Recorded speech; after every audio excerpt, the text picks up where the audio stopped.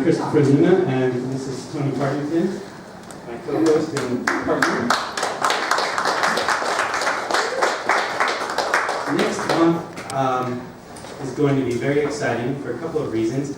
One is that I've been wanting for a long time to get some of the folks from Los Porteños, which is Portland's Latino writers community, to come over. So Cindy Gutierrez-Williams, who is one of the founding members of that, will be here as our feature on April 9th. And then later in the month, we're going to have David Meltzer and Julie Rogers, two California poets. And David Meltzer is a beat poetry icon. Those of you who were here last month heard a little bit about him. We are trying to raise not an awful lot of money, a very reasonable amount of money for what they're doing. It's actually part of a national tour they're doing for a book of his that's being released.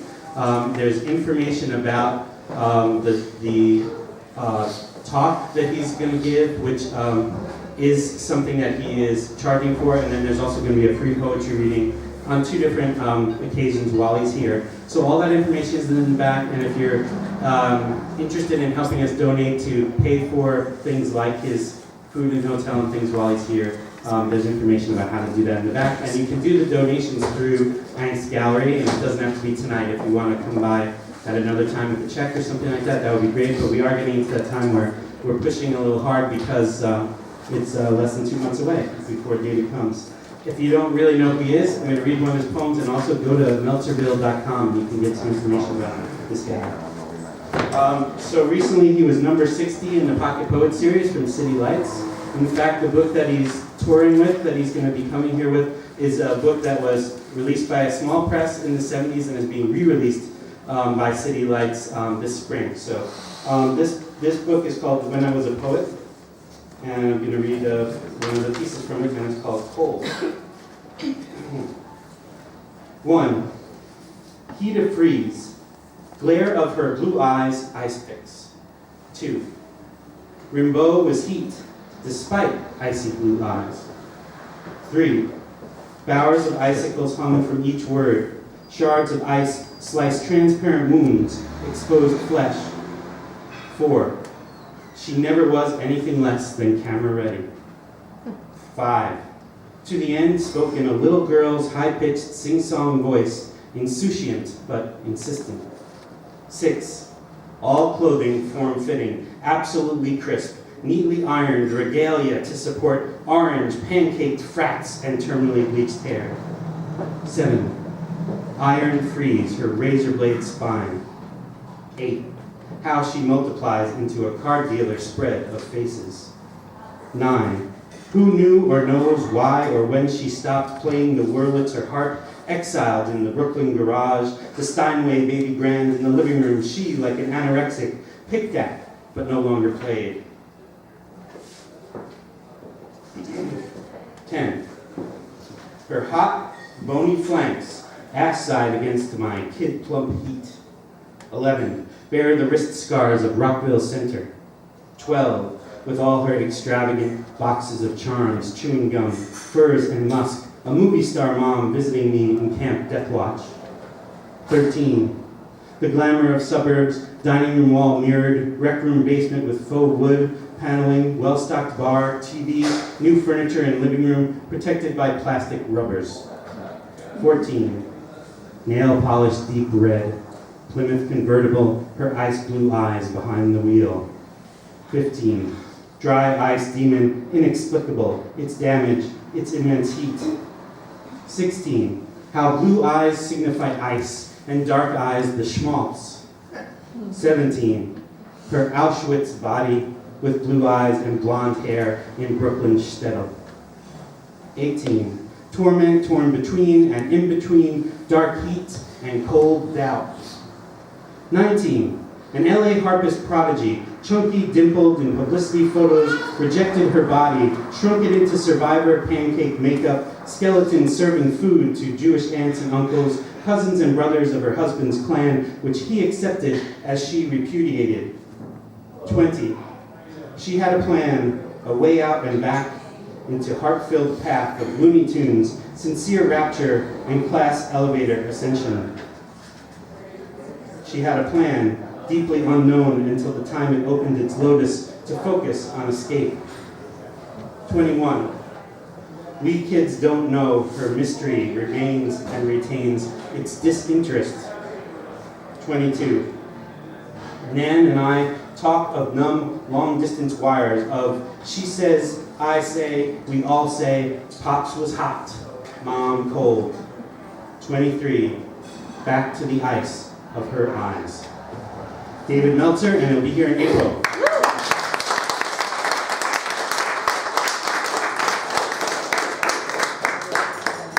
Okay, so one thing that happens every month is to read a poem to sort of warm us up. The other thing that happens is that we invite our videographer, Tiffany Berberstram, to be the first reader because she's going to be spending the rest of the evening trying to make this all look good for the YouTubes. So please say hello to Tiffany Berberstram.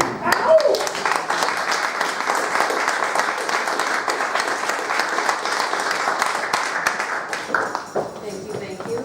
All of my poems tonight are about New York because I just got back from there 2 weeks ago. And I was lucky enough to perform with my brothers there. So my older brother played the saxophone and my younger brother plays the guitar. So this is one of the poems that my older brother played sax with me on. And it is a joke. I do not feel this way about myself. So it's called I Poured My Sister Out in Harlem.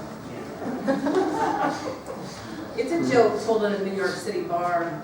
My sister and brother laugh as I tell them my affection for the doorman. My love of the dark men that are layered in the city. It's like a buffet is handed to me after being starved. We cheers to my 42nd year. Even the gorgeous man comes over to wish me a happy birthday. My sister snaps our pictures as he willingly poses with me. He knows I have the goods. He knew the second I had my back to him. We continue to drink. I declare I can warm myself. My brother is only amused because he is shit-faced. He chuckles. I poured my sister out in Harlem. The buzz from the drinks, the laughter from the pop brownies sends us into uncontrollable hysterics. I can laugh because I know my brother and sister would never do this, never sell me on the streets for cash. It's always an option when you have an ass like this. I am the one Sir Mix-a-Lot sings of. The baby's got back. The implants are modeled after my jump in the trunk. I would do fine on the streets of Harlem. It's funny to think about me being 42, skin-tight booty shorts. My brother and sister sing in a car with tinted windows, their gold teeth shining from the light of the Harlem moon.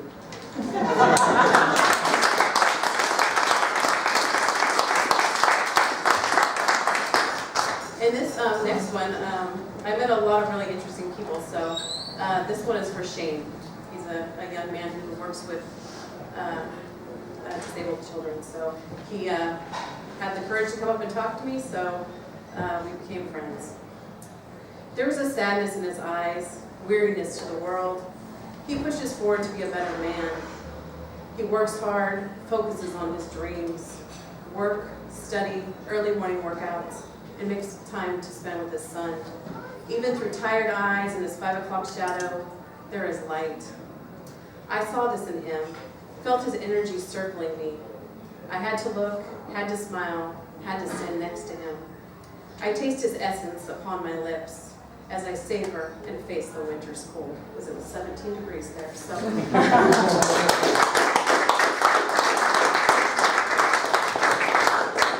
last one was about getting over somebody when I went to New York. So this is called I Left You in New York. I'm not coming home to you. I left you on the streets of New York, the wet sludge that soaked the bottom of my jeans. Left you in the pictures that are now memories. Validation, I am so much more than you will ever need me to be. Left you in the half-consumed bottle of Jameson. 10 rock-filled glasses now sit empty. Left you in the tiny pieces of my heart in that basement in Harlem. Left you in the Waffle House, the Red Rooster, and I left you in conversations with the gorgeous doorman. Left your last kiss at the Parkside Lounge, gave it to a young man who knew what he wanted and wasn't afraid to ask. I leave you this last poem, the last stroke to your ego that plays, I loved you. New York kicked my desire for you like a meth head recovered in rehab. I have the tools to know I am powerless over love. I am too powerful for you. So I return home, wrapped like a newborn, fresh and new. Thank you very much.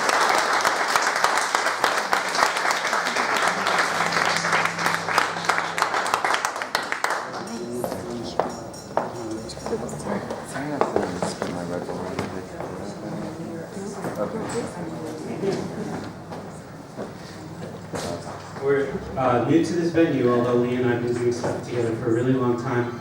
One thing that I've been assured of is that in the future, the table will be moved to the side like it was last month. So just be, try not to break anything and hang in there. In the excitement of looking out at all of your beautiful faces, I forgot to make a really important announcement, which is that there are two restrooms available to you this evening, and one of them is at the back of this room. There's a very dangerous set of stairs just to the left of it, but if you go through the doors at the back of the room, there's one here, and there's also one in the bar next door. So if you need to do that during the reading, that's what you do. And next we're going to hear from Bruce Hall. Come on, please.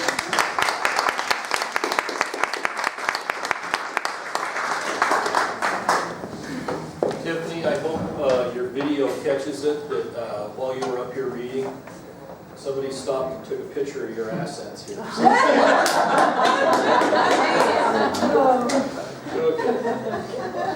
I get some money for it. This is two that I've written in Christopher's class that he teaches at Clark College, and everybody ought to take it. It's a lot of fun. It's called Other Lies. A clean slate. Who told you that bullshit lie? There ain't no chemical ever invented that can wipe the slate clean.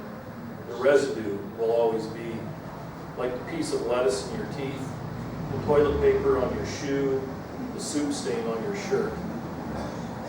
The hurt you cause remains. The doctor can set the broken arm so it heals right. The plastic surgeon can repair the cauliflower nose.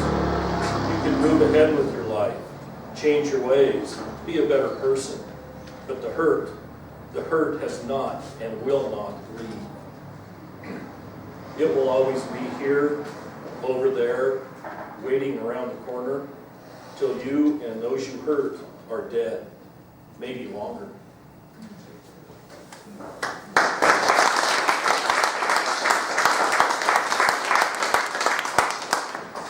And this one I don't have a title for it. Before they knew they were dead, the self-appointed cleanser of the earth, remover of unwanted colors, beliefs, or whomever is present, decorates the floor, the walls, the tables with their guts, brains, and blood. After the local police, who normally fill out reports, flood the buildings, keeping the reporters behind the line so they can only form critique groups on he said, she said, establishing trials by innuendo, stopping people who are stammering. I can't believe this could happen here. Before the sun rose, or lovers cuddled, the oracle of lies convinces the faithful. This act will show everyone how wronged we have been, how righteous our cause is, how we protect our turf. Only this will avenge us.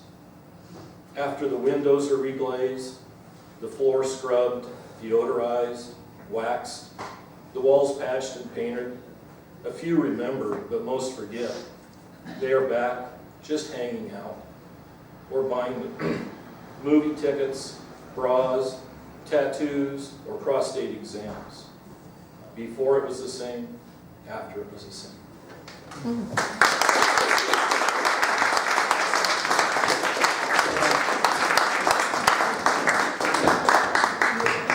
I just wanted to also show you that if the stand is freaking out, that if you squeeze this, you can also take it off and use it. So that makes you more comfortable. Having the music stand here means you can still have your hands, one hand free to make odd gestures. So just thought I'd let you know. And next I'd like to welcome up Roxanne.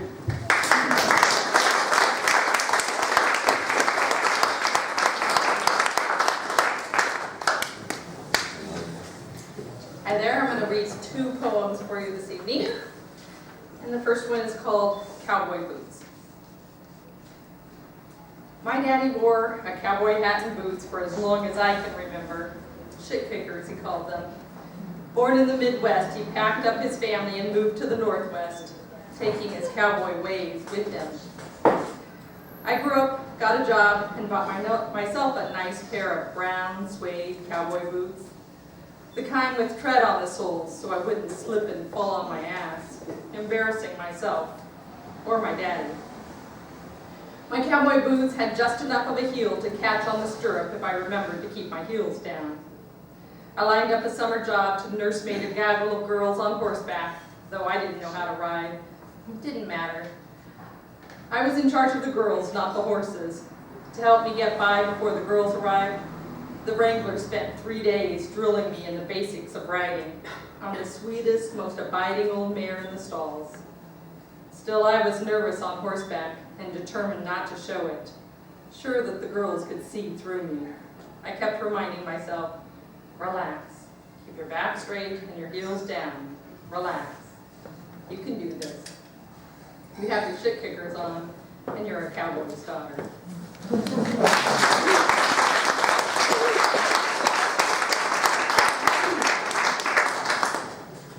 And the second one is called I Forgot.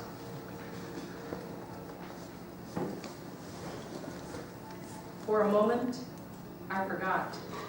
You were gone. In the next instant, hot tears welled up in my eyes at the realization that you took yourself away many years ago, and I miss you. As if the news had been delivered just now, opening a fresh wound. When will the grieving end? So complete was my lack of recall that remembering was acute with searing pain. My lapse was brief, only allowing a few seconds of casual bliss at the thought of calling you to share a thought, an insight, an understanding laughed at our lives when it hit me. The bullet you used to pierce your skull ricocheted through time to slam into me, and I paid the price of forgetfulness.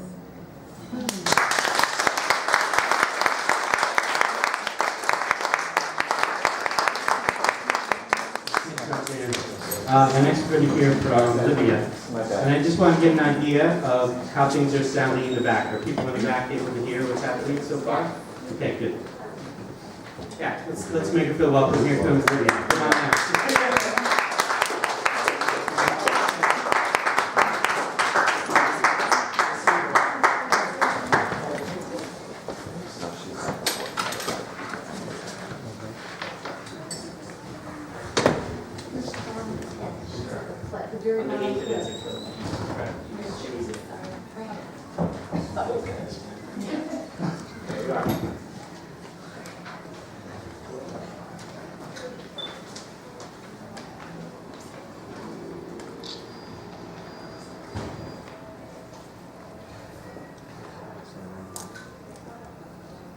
Blood rips.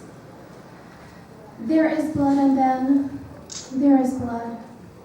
But always there is blood that plays within us like jazz. From the moment it does, what the fetus knows is next to nothing less than the beat, the insistent beat of the mother's heart. Always its mother's. Mother, you make me feel as uncomfortable as the discomfort in which you made me. Unmarried in a country and a time where good Catholic girls didn't do what you'd done, much less parade, declaration of their sinfulness. What a brazen belly that belied your middle name, Maria, the same all good girls had in your country. All those unmarried girls, their bellies so flat with a silence and with such sameness, they couldn't stop themselves from staring at your belly. It was like a long blast of a jazz horn, a rounded blast, a belly, a brazenness people couldn't use fast enough to justify the rhythmic casting of stone on stone, and their casting and falling another musical line of my begetting and beginning and never belonging. But isn't not belonging what I deserve for laying claim to you? And you waited as this noisy echo of your pulse got louder. How shameful for you, an unmarried girl. I was the echo, I was the quickening that broke the quietude of your womb. Because that is the only choice life has, to echo. Always, no matter how far it ever gets from its source, an echo.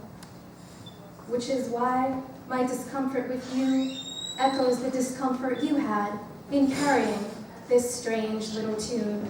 This blood music made from your own free song and some other unknown tone. Mother, I'm not writing this to get comfortable, but to ask forgiveness for being that brazen proclamation, for intruding on your only source of sweetness. For that I carry sorrow and something else I can't quite hear yet. I'm sure I could trace down the beats of sound that led to my own, but we both know another path was possible for you, if not for that first break in your cycle. So I am here for forgiveness, for daring to be that interlude. Please don't dismiss this as a foolish request. Don't refute the irrational. Please lay your hand in mine. As my pulse pounds, I'll sit here waiting, your palm to mine, waiting as your pulse pounds.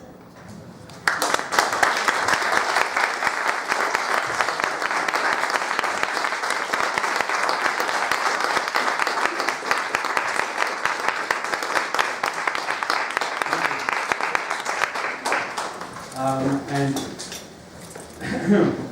we are fortunate enough to have several events like this one in town, and our next reader is the host of one of them, and perhaps she'll want to tell you about what's coming up.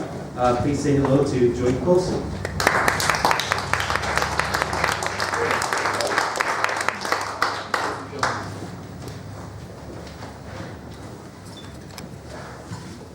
Okay, I host the open mic at Paper Tiger Coffee Roasters at 703 Grand on third Wednesdays. That's this coming Wednesday, starting at 7 o'clock. Like first one worker starts at 7 o'clock.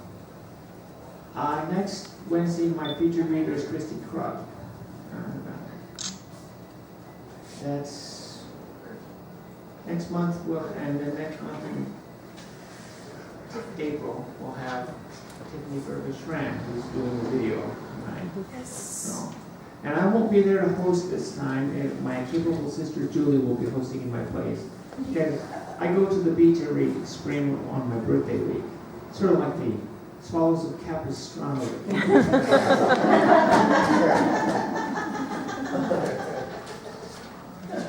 My first poem is a tribute to Shakespeare.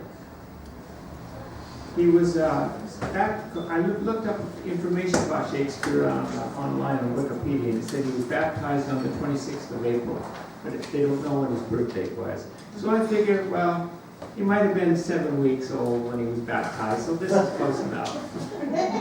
It's called Wherefore Art Thou? Wherefore art thou, Shakespeare? Has your fame like slings and arrows denied thy father's name? Is it fitting to be or not to be? Does thy question render confusion? Or is it nobler to pen thy plays and ignore the midsummer madness? If but one sonnet be quoted, then whence dost thou cometh as a ghost? Alas, dear Shakespeare, I knew thee well. The time has moved on beyond thy death. It is the east, and it is the west. Yes, your direction has withstood time. Let this be so, Shakespeare, and your fame will deny the life, but not refuse thy name.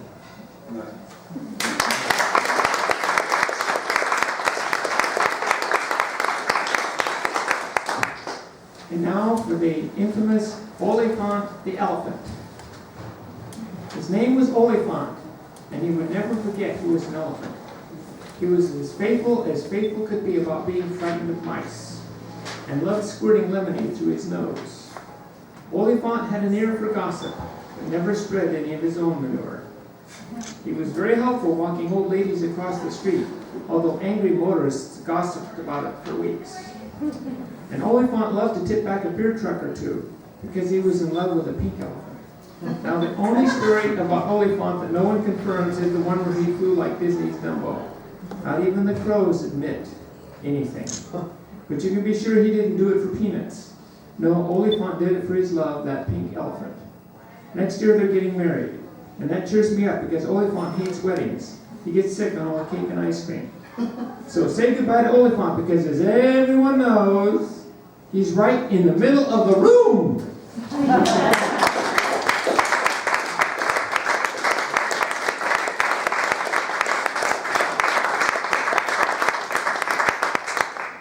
Another thing that I forgot to mention is, in case we didn't really adequately answer any of Ian's questions, I apologize, Ian. The exhibit that's happening here has to do with the history of video games, if you haven't guessed that yet.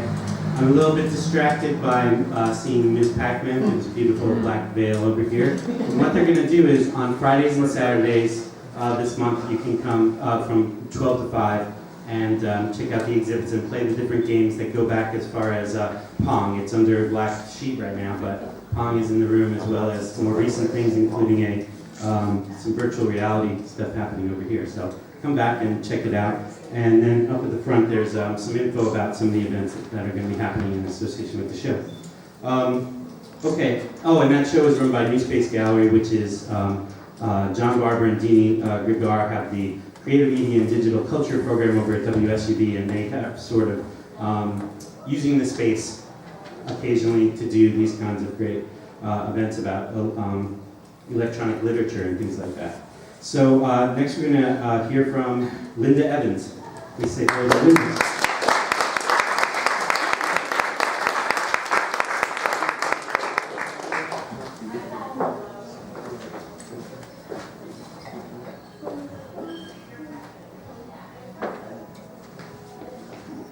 A while back, when two big poets here started writing about mirrors.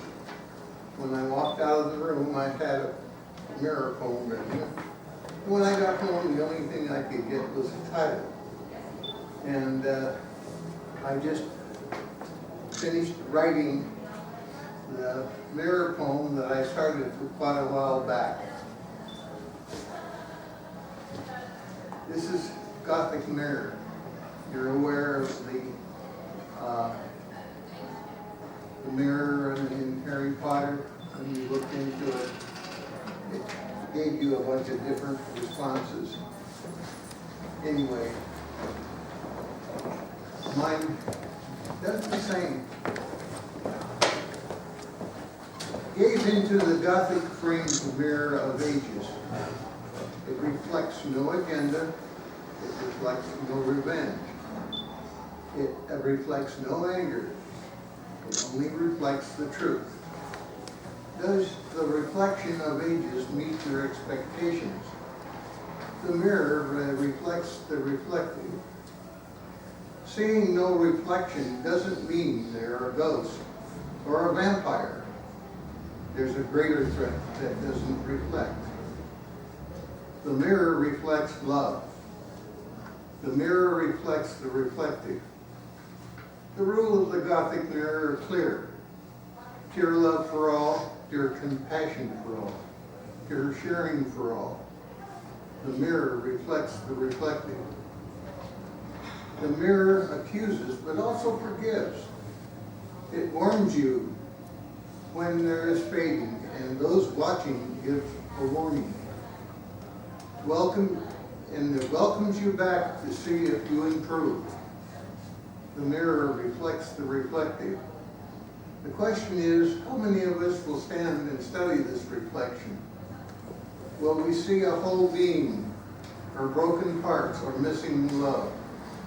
Do you stand before it and see faded spots or blank spaces?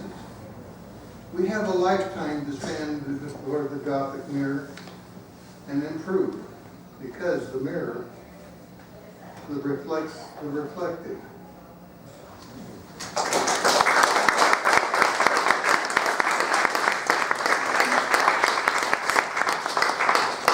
The second one was written by Joyce, and I don't believe that it has been read here.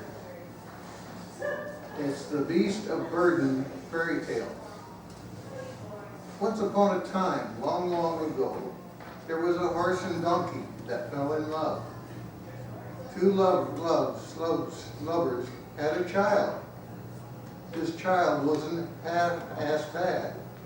The child was half-ass. Half of a horse's ass. Put together was a mule. Now this mule was stubborn, but only half as stubborn as an ass. That is why this mule ran for president. This is president of the Horse Sense Society. Now the congressional barn of horses had no common sense. let alone the horse sense. So they said no to the mule. Even though the mule said, yes, we can. Like the horse sense society liked to kick ass. But they couldn't do a half-assed job. So they decided to hire a bitch. This bitch was the son we all know and wasn't going to let anyone kiss her ass. So the bitch ran for president against the mule. That was when the world went to the dogs. And the bitch married the mule. An unholy matrimony of gender confusion, let alone species confusion. Apparently the mule was sterile, so they couldn't have any offspring. Nevertheless, they lived happily ever after in a land far, far away until the mule met Shrek. That's another tall tale.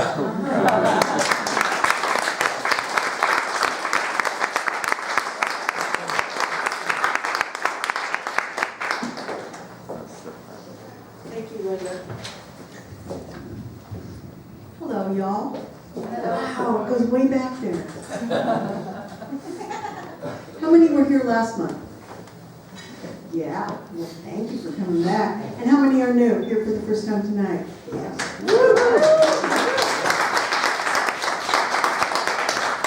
Oh, makes me very happy. My name is Toni Partington, and I'm co-host of this reading. And this is our second month at this new location. So it's really exciting for us. We have a lot planned for the rest of this calendar year, some really exciting readers, and as we go through, we'll let you know who's coming next month. Tonight, of course, we're going to have Tommy Gaffney in just a little while. I'm very excited. It's one of my faves. Okay, on with the reading.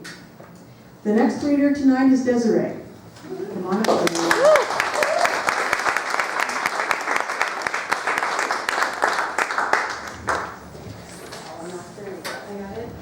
Can you hear me like this? So I don't have to hold it. I have two tonight, and both of them came out of Chris Luna's poetry workshop last month. So it was a lot of fun. Highly recommend it. And the first one is Things I Wish I'd Said.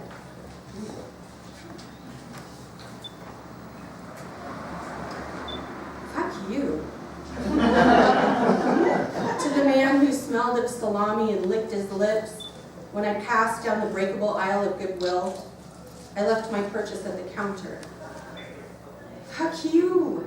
To the lady who took the last 4-pack of chocolate-covered strawberries on Valentine's Day, I wanted them for myself. Fuck you, class of 1989. Who thought I wouldn't amount to much? I'm still not sure I have. I hate you. And to my mother, who left and came back but still wasn't there, fuck me.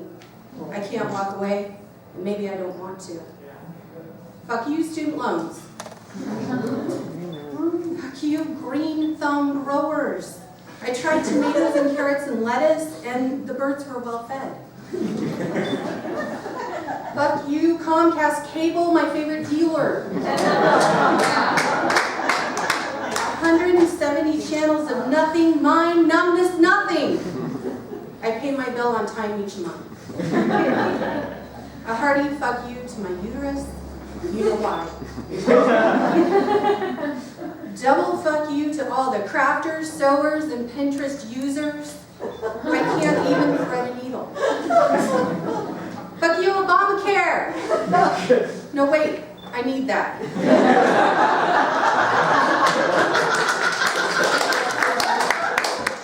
Great, thank you instead. To the whiskers on my chin, the gray in my hair, the flash in my hotness, fuck you! To the men who've held me down and the women who did nothing, fuck you. And finally, to the white supremacist patriarchal oppressor who's hovered over and hidden within my every choice since birth, fuck you. Woo!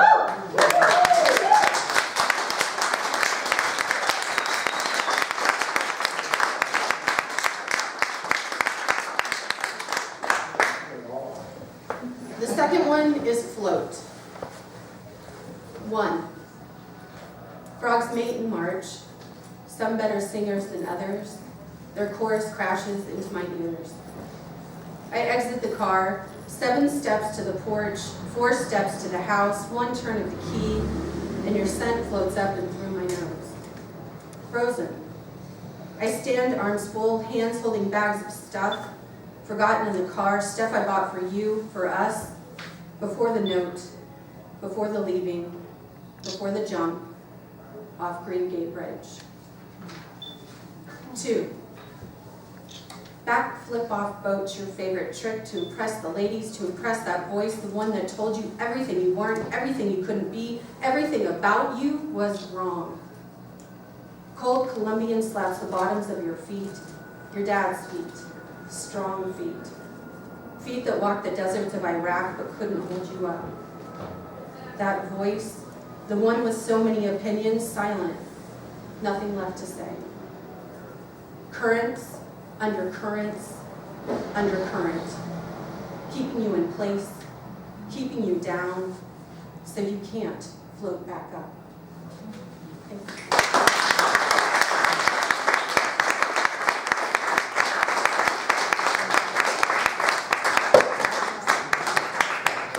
Thank you for that. Katie? Where are you? You're on right here.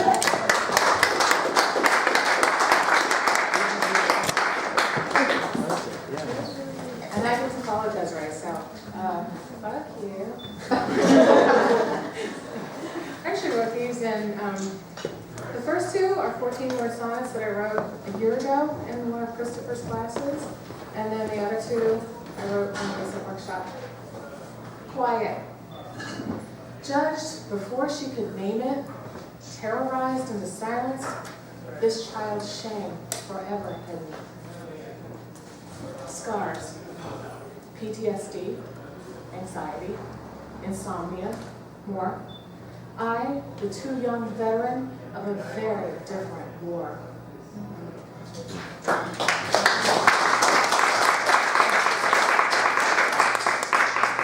Clean.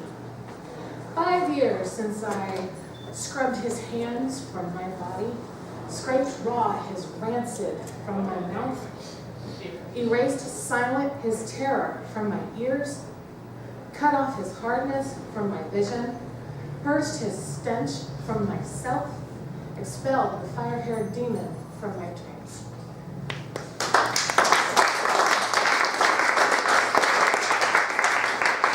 Bound. We are inextricably bound, you pernicious motherfucker. You laced us together, 2 old gym shoes, used, filthy. You tripled the knots, squeezed hard while I struggled to pull away, tightened the grip like Chinese finger puzzle. You snipped yourself free, cut it close to your own end, fly careless in the wind, left me to unravel the tangled goddamn mess. And though I have unknotted, we are still inextricably bound, you pernicious motherfucker.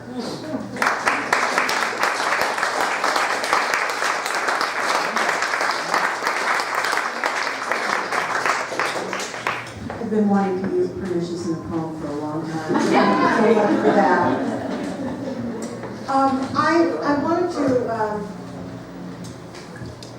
before I introduce the next open mic reader, to invite you all on April 4th, which is a Saturday, to Lansu Chinese Garden. I'll be reading that afternoon at 3 o'clock. I feel so honored to have been asked to read there for their poetry series for this year, which I believe that's the first event of that series. So it's a real honor for me, and I'm very excited, and I'd love to see some of your faces there. 3 o'clock in the afternoon, April 4th, Saturday, Lansu Chinese Garden on Everett in Portland.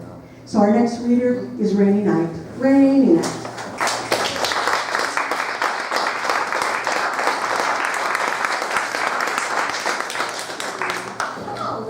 Well, hello. I don't have a loud mouth. We'll see. I found something really wonderful. When did we have the fire at Cover to Cover? What date? Does anyone remember? 2000 and Yeah. Okay, so I wrote a poem about that night, and that would have been the first time we were here at Angst Gallery. And it's called On an Almost Poet's Pyre. The Mojo Bar next to the cover-to-cover bookstore, where the poetry reading usually ensued, caught fire. The block was surrounded by fire trucks and cops. Poets chatted on the sidewalks about what to do. Like a floating craft game, they easily relocated to the Angst Art Gallery, several blocks away. There was clucking about the possible smoke damage to the books. They exchanged pleasantries, and then the poets read their works, as per usual. Amazing how a cell phone call saved the day. It's Century 21 and poetry lives on, reminiscent of the first pictographs, ancient poetry on cave walls, illuminated by the light of a fire.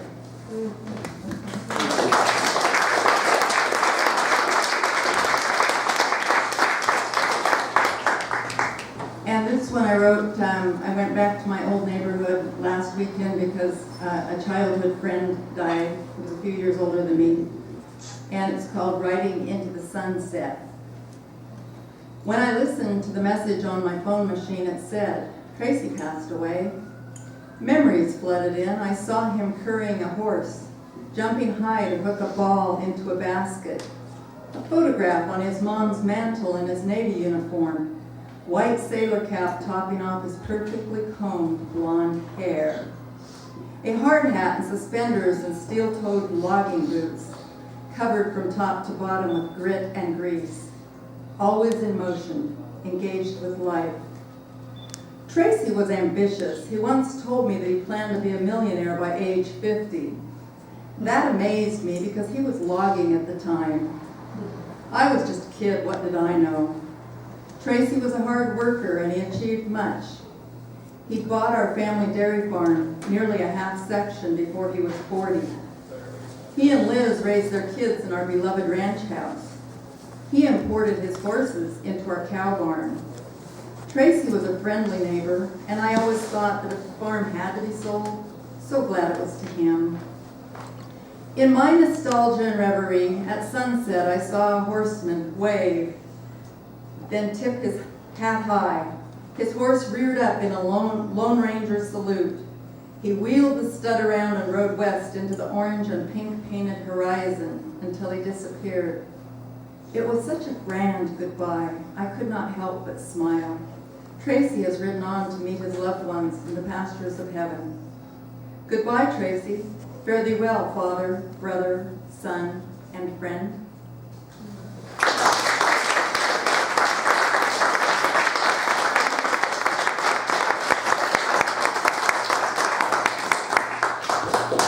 And next, Lainey's partner in crime for all of these readings for quite a long time, Herb Stokes. Come on, Herb.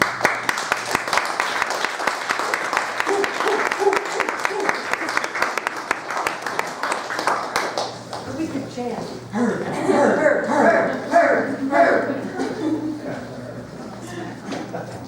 Calm down, please. Trying to make a poetry session. There's sex going on here. I know about.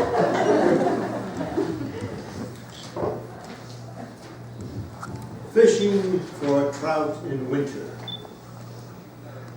I seek her in the crystal flow, timid and elegant down below, where icy waters drop frozen tears on fragile reeds as winter nears. With silver thread and golden hook, each cast I search beneath the brook. As morning beams cut through thin ice, and dims the chill from winter's vice. I move where alders bend and creak, and quietly watch for what I seek. There, in the ebb of the slacking bend, I see her stir and gently wend. She fans her fins along her flank, to hold her safe beneath the bank. She can never stop to rest. The current pulls and shoves and tests.